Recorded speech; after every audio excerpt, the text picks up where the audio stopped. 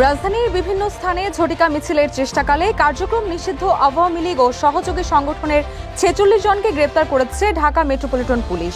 ৩১ October ডিএমপির media and public relations বিভাগের উপ পুলিশ কমিশনার মোহাম্মদ তালেবুর রহমান গণমাধ্যমকে এই তথ্য নিশ্চিত করেছেন।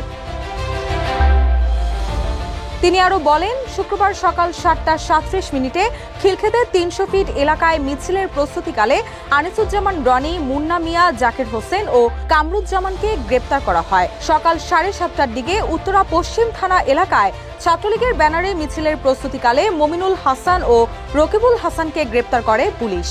বাড্ডা থানার প্রগতি সরণিতে মিছিলের প্রস্তুতিকালে ইয়াসিন আরাফাত, তাসরিফ হোসেন ও খালেদ বিন কাউসারকে গ্রেপ্তার করা হয়। এছাড়াও সিটিডিসি বিজয়নগর এলাকায় অভিযান চালিয়ে রফিকুল ইসলাম, সুমন হোসেন, মেজবাউল ইসলাম সহ ১৩ নেতাকর্মীকে গ্রেপ্তার করে।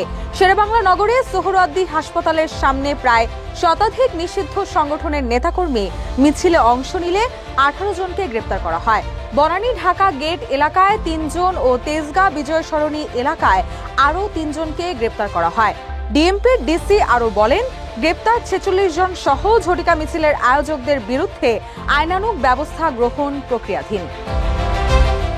রুশা সুর, নিউজ ডেস্ক, ইত্তেফাক।